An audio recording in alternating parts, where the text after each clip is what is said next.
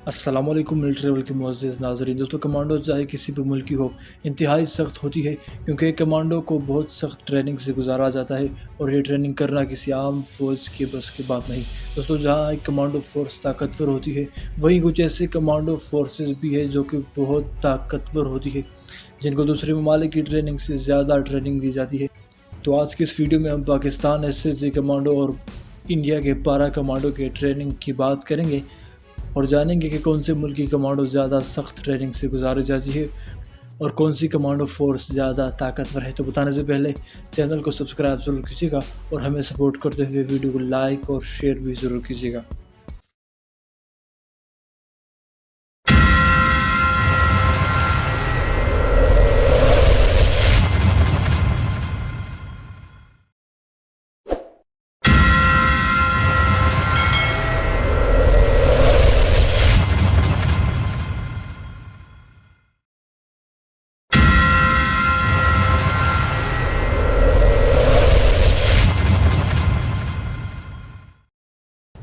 دوستو SSG کا پورا نام اسپیشل سروس گروپ ہے اور اسے 23 مارچ 1956 کو ایک بیٹیلین کے طور پر بنایا گیا، اور اس کی بنیاد بیسیکلی US آرمی کی اسپیشل فورس کے طرز پر رکھی گئی تھی۔ اب یہ SSG کمانڈو یونٹ پاکستان کی اسٹریٹجک فورس کمانڈ کے انڈر کام کرتی ہے۔ اس فورس کے زیادہ تر کمانڈوز ریٹائرمنٹ کے بعد ISI کے ڈیفرنٹ ڈپارٹمنٹس میں ڈائریکٹلی تعینات کیے جاتے ہیں۔ اس یونٹ کے زیادہ تر آپریشنز خفیہ ہوتے ہیں۔ دوستو SSG کی ٹریننگ باقی ممالک کی اسپیشل فورسز کی طرح کافی سخت ہوتی ہے، جس کی وجہ سے اس کی سلیکشن کا کرائٹیریا کافی ٹف ہوتا ہے، جس کے پہلے مرحلے میں ان کو مکمل میڈیکل چیک اپ کے بعد پیراشوٹ جمپنگ کے لیے پشاور بھیجا جاتا ہے، جہاں پر یہ بہت اونچائی سے جمپ کرتے ہیں، اور یہ جمپس ایک دن میں 8 کرنے ہوتے ہیں، جن میں 5 صبح اور 3 جمپس شام کے وقت کرنے ہوتے ہیں۔ اس کے علاوہ ایک SSG کمانڈو کو ہاتھ باندھ کے یا بھاری اسلحہ کے ساتھ ڈیم کے کڑے پانی میں کئی گھنٹے گزارنے بھی پڑتے ہیں۔ دوستو SSG کمانڈوز کو جوائن کرنا اور SSG کی ٹریننگ کی ویڈیو پوری تفصیل کے ساتھ اپلوڈ کی ہوئی ہے، اس کا لنک آپ کو ڈسکرپشن میں بھی مل جائے گا۔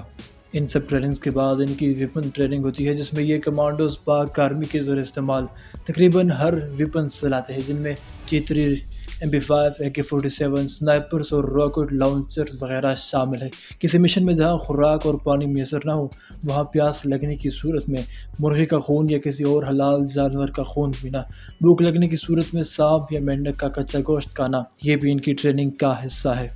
دوستو SSG کمانڈو بننے کے لیے آرمی سولجرز کی بہت خواہش ہوتی ہے، اور ہر سال SSG کے لیے ہزاروں سولجرز اپلائی کرتے ہیں، جس کی وجہ سے ہزاروں میں سے چند سولجرز ہی فائنل تک پہنچ پاتے ہیں۔ دوستو اگر SSG کے کامیاب بڑے آپریشنز کی بات کی جائے تو ان میں سوویت وار، کارگل ضرب عضب، رد الفساد، عرب اسرائیل وار اور متعدد اینٹی ٹیررسٹ آپریشنز شامل ہیں۔ اس کے علاوہ SSG نے سری لنکا کے اندر آپریشن کر کے تامل ٹائیگر فورس سے سری لنکا کو بچایا، بوسنیا کے مسلمانوں کو سربیا کے ظلم سے بچایا، اور متعدد اور آپریشنز بھی شامل ہیں۔ دوستو اب بات کریں گے انڈیا کے پارا کمانڈو فورس کی۔ اس فورس کو 1966 میں بنایا گیا ہے، اور اس کمانڈو فورس کی بنیاد برٹش فوج کے طرز پر رکھی گئی ہے۔ اگر پارا کمانڈوز کا SSG کی ٹریننگ سے کمپیریزن کیا جائے تو پارا کمانڈو کی ٹریننگ ڈیوریشن SSG کی ٹریننگ سے کافی زیادہ ہوتی ہے، جس کا ڈیوریشن ٹائم تقریباً 3.5 سال ہے، یعنی پارا کمانڈوز کا بیج حاصل کرنے کے لیے 3.5 سال لگتے ہیں۔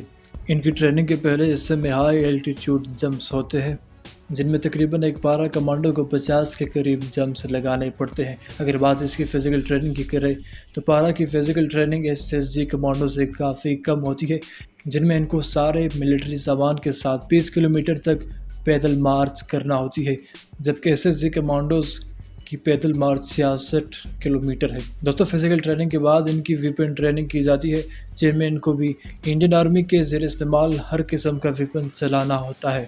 اگر پارا کمانڈو کی ویپن کی بات کی جائے تو ان کی ویپن بہت جدید ہے۔